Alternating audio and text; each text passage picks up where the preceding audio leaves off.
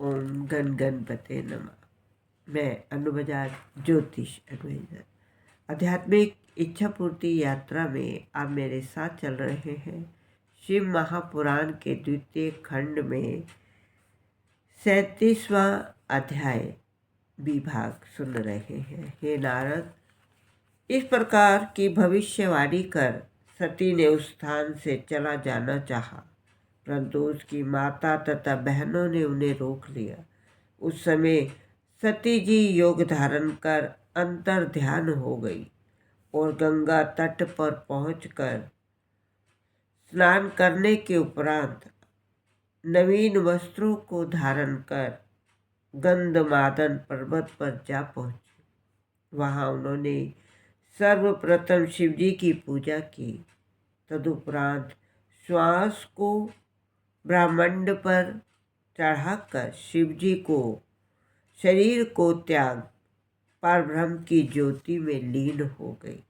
उस समय तीनों लोकों में भारी हाहाकार मच गया और एक ऐसा शब्द उत्पन्न हुआ कि जिसके कारण दैत्यों के घर नष्ट हो गए और देवता अत्यंत दुखी हुए। सती जी के साथ जो गण यज्ञ मंडप में गए थे वे भी अत्यंत दुखी हुए। उनमें से कुछ तो आत्मघात करके मर गए और कुछ विभिन्न प्रकार के उपद्रव करने लगे। ये देख भृगु ऋषि ने अपनी मंत्र शक्ति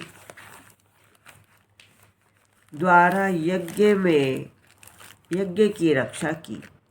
उस समय शिव गणों ने भगवान सदाशिव के समीप पहुंचकर वृत्तांत उन्हें कह सुनाया। उनसे अपनी रक्षा की प्रार्थना की। उस समाचार को सुनकर शिवजी ने अत्यंत क्रोधित हो अपनी जटा को उखाड़ा और उसके द्वारा अनेक गणों को उत्पन्न कर दिया।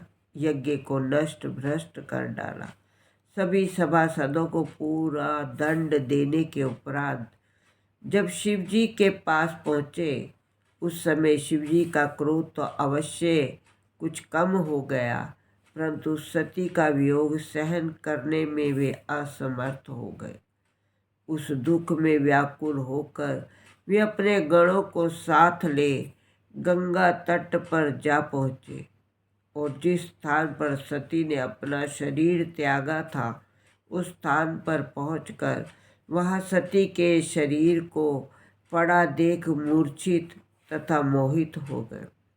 कुछ देर पश्चात जब उन्हें चेत हुआ तो वही सती का शरीर ऐसे दिखाई दिया मानो कोई श्रेष्ठ कमल खिला हुआ हो। उस स्वरूप को देखकर शिवजी फिर मूर्छित हो गए। इसी का आश्रय लेकर उन्होंने ये भी प्रदर्शित कर दिया कि मोह सब दुखों का मूल है। शिव महापुराण की कथा आगे सुनने के लिए आप मेरा अगला वीडियो देखिए। ओम नमः शिवाय।